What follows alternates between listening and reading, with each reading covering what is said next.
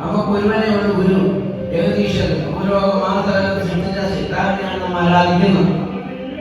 അതിനപ്പുറം മറ്റൊന്നും കാണുവാനില്ല. ആ കരുണാവിന്റെ കടാക്ഷം നമുക്ക് എപ്പോഴും ഭഗവാന്റെ നാമത്തിൽ സ്തുതിയായി വളരുമ്പോൾ നമുക്കും അനേകായിരങ്ങൾക്കും അത് മംഗളമായി എല്ലാ സഹോദരങ്ങളും പങ്കെടുക്കുവാൻ നമുക്കായി ഈശ്വര ചൈതന്യം കുടികൊണ്ട് നമ്മൾ സ്ഥിതി ചെയ്യുമ്പോൾ നാമായി നമ്മിലായി നമുക്കായി ഈശ്വരൻ ലോകമാസകലം പ്രകാശിച്ചുകൊണ്ടിരിക്കുന്ന ഒരു കാണുന്ന അളവാണ് കലിയുഗം. കലിയുഗത്തിലെ മാറ്റത്തെ പറ്റി ചിന്തിച്ച് നോക്കുവാണെങ്കിൽ അർത്ഥമില്ല. അത്ഭുതവും അതിശയവും ഉണ്ടായിക്കൊണ്ടിരിക്കുന്ന കാലമാണ്. ഒരു നിമിഷം പോലും ദൈവത്തെ മറന്നു പോകുവാനോ ദൈവത്തെ പിരിഞ്ഞിരിക്കുവാനോ ആർക്കും സാധ്യമല്ലാത്ത ഒന്നാണ് ആത്മീയം. ഒരാൾക്ക് ഇത് കാലം കഴിയുവാണ്. കലിയുഗത്തിലെ മാറ്റത്തെ പറ്റി ലോകം മുഴുവൻ അറിഞ്ഞുകൊണ്ടിരിക്കുന്നു, അറിയിച്ചുകൊണ്ടിരിക്കുന്നു. രാജ്യങ്ങളോട് യുദ്ധങ്ങളായി അത് തന്നെയല്ല, കലിയുഗത്തിൽ അഗ്നിയാണ് ഭക്ഷിക്കുന്നത്. മഴയ്ക്ക് പകരം അഗ്നിയാണ് ഭക്ഷിക്കുന്നത്. അതിനെപ്പറ്റി ഒരുപാട് ഗ്രന്ഥങ്ങളും വിദ്യാർത്ഥികളും എഴുതി വെച്ചിട്ടുണ്ട്. അത് ഗ്രന്ഥത്തിൽ കൂടി കണ്ടതല്ല, തന്റെ ഗ്രന്ഥത്തിൽ കൂടി പ്രളയത്തെ കടന്ന് സത്തായ മൊത്താണ് ശുഭാനന്ദം വിസ്തരിക്കുന്നത്. അതിൽ കളങ്കമില്ലാത്ത ആത്മജ്ഞാനം അതാണ് ഭക്ഷിക്കുന്നത്. അതാണ് മണ്ഡലോകത്തിന് ഇന്ന് ആവശ്യമായിട്ടുള്ളത്. അതിനെ ആരാധിക്കുന്നവരാണ് ശുഭാനന്ദന്റെ മഹത്വം എന്താണെന്നുള്ള അറിയാൻ കഴിയുന്നത്. നന്മയിലേക്ക് എത്തി നാം ജീവിക്കുമ്പോൾ നമുക്കുണ്ടാകുന്ന പരമാർത്ഥമാകുന്ന സുഖം എത്രമാത്രം വലുതാണെന്നും അവനവരെ ഹൃദയത്തിൽ കൂടി കണ്ടതിന് ബോധ്യപ്പെട്ട കാലമാണ് ഈ കലിയുഗം. ഈ കലിയുഗത്തിന്റെ മാറ്റത്തെ പറ്റി നാം ചിന്തിച്ച് നോക്കുകയാണെങ്കിൽ നാം എവിടെയാണ് ജീവിക്കുന്നത്, നാം എന്താണ് പ്രവർത്തിക്കുന്നത്, നാം എന്താണ് ചെയ്യുന്നത്, ഈശ്വരനായിട്ട് യാതൊരു ബന്ധമില്ലാത്ത വ്യർത്ഥമായ കർമ്മവും ജീവിതമാണ്. അതിനെപ്പറ്റി ചിന്തിച്ച് നോക്കുമ്പോൾ നമുക്കറിയാൻ സാധിക്കുന്നതാണ്. അത് യാതൊരു സംശയമില്ല. അകമഴിഞ്ഞ സ്നേഹം ഭഗവാൻ തരുന്നതാണ്. അത് വ്യക്തമാക്കി കളയാനോ മറ്റുള്ള ഉപയോഗിക്കാനല്ല. തന്നിലേക്ക് തന്നെ സത്തായ കൂട്ടായ നമ്മൾ അങ്ങോട്ട് പരമേൽക്കുമ്പോൾ തന്നിനടങ്ങിയിരിക്കുന്ന പരമ്പര ചെയ്തുകൊണ്ടിട്ടുണ്ട്. അപ്പൊ പരസ്പരമാണ് ഈ ആത്മബന്ധ ഈശ്വരൻ. ഇത് ലോകബന്ധമല്ല, ഭഗവത് ബന്ധമാണ്. ഈ ഭഗവത് സത്യത്തെ നാം നന്നായി അറിഞ്ഞു ആരാധിച്ചാൽ നമുക്ക് മാത്രമല്ല, ഇത് കേട്ടിരിക്കുന്നവർക്കും ആ ശബ്ദങ്ങളെ കേട്ടിരുന്നാലും അവർക്ക് വരെ അനുഭവപ്പെടുന്ന ഒന്നാണ്. ഗീത വായിക്കുന്നത് കേട്ടുകൊണ്ടാൽ കേൾക്കും മരത്തുന്നവരെ ബോധമിരിക്കുന്ന കാലമാണെന്ന് പുരാണത്തിൽ പറഞ്ഞിട്ടുണ്ട്. ഗീത വായിക്കുന്നത് കേട്ടുകൊണ്ടാൽ ബോധം വരും മരത്തുന്നില്ല. അവ മനുഷ്യന്റെ കാര്യം പറഞ്ഞു. അതാണ് എന്റെ അവസ്ഥ. തീർച്ചയായും നാം അവരുടെ ചിന്തയാണ്. കലിയുഗത്തിലെ നാമവും നിയമവും ശബ്ദവും നാമസങ്കീർത്തനം കേട്ടാൽ മനസ്സ് അതിലേക്ക് ലയിച്ച് അടങ്ങുന്നുണ്ട്. ആടി അടങ്ങി അനുഭവിക്കും. തീർച്ചയായിട്ടും ലോകത്തിൽ വരുന്ന സ്ഥാനമാണ് ഈ പറഞ്ഞ വാക്കുകൾ. മനുഷ്യന്റെ ഹൃദയം അറിഞ്ഞാടിക്കൊണ്ടിരിക്കുകയാണ്. നിലയിൽ നിൽപ്പില്ലാതെ ആരംഭിച്ച കൂടുതലാണ്. അതിനെ തടയിടാൻ ഇത് മാത്രമേ ഉള്ളൂ. തന്റെ കഴിയും പൂർണ്ണമായി വിശ്വസിച്ച് ആടിയടങ്ങുന്നതിന്റെ മനസ്സിനെ ബോധ്യപ്പെടുത്തുവാൻ ഈ ഇത് മാത്രമേ ഉള്ളൂ വഴി. അതിലേക്ക് മനസ്സിലേക്ക് സുഖമല്ലയോ മനനാരിൽ കാണുക ഉള്ളതത്രേ.